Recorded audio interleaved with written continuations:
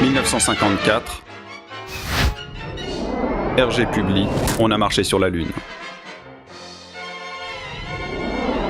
Pendant le trajet vers la Lune, le capitaine Haddock sort quelques instants de la fusée, revêtu de sa combinaison spatiale.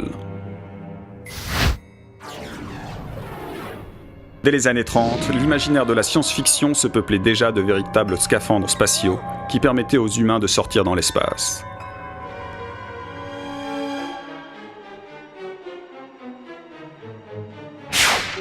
Mais dans le monde réel, que s'est-il passé ?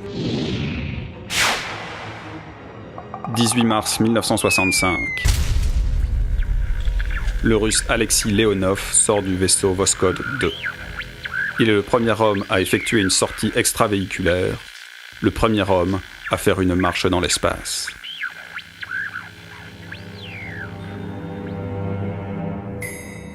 Il resta 12 minutes dans le vide spatial au bout d'un cordon ombilical de 15 mètres. En 1965, la combinaison spatiale de Leonov s'appelait Berkut et lui fournissait une autonomie de 45 minutes. À quelles contraintes techniques doit satisfaire une telle combinaison ? En premier lieu, elle doit être remplie d'air.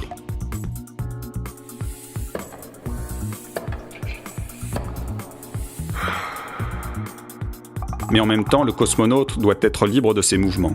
La pression doit donc être 3 à 4 fois moins forte que sur Terre, avec une alimentation très riche en oxygène. Il faut également un système qui permette l'évacuation des gaz, de la chaleur et de l'humidité. Dans l'espace, rien ne filtre le rayonnement solaire. Le cosmonaute a la partie de son corps exposée au soleil aux alentours de 150 degrés et celle à l'ombre à environ moins 100 degrés Celsius. Une excellente isolation à la chaleur et au froid est donc nécessaire, ainsi qu'une protection contre les rayonnements solaires dangereux comme les ultraviolets. Il faut également que la combinaison offre une résistance mécanique contre l'abrasion, les impacts des micrométéorites et les déchirures.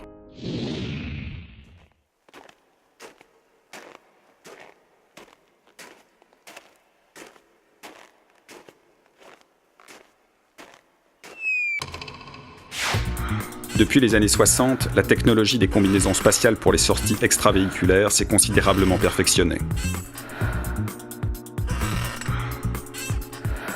Les EMU, Extravehicular Mobility Unit américaines, que portent actuellement les astronautes à bord de la Station spatiale internationale, offrent une autonomie de 9 heures d'oxygène, plus 45 minutes sur la réserve. Son prix à l'unité est d'environ 22 millions de dollars.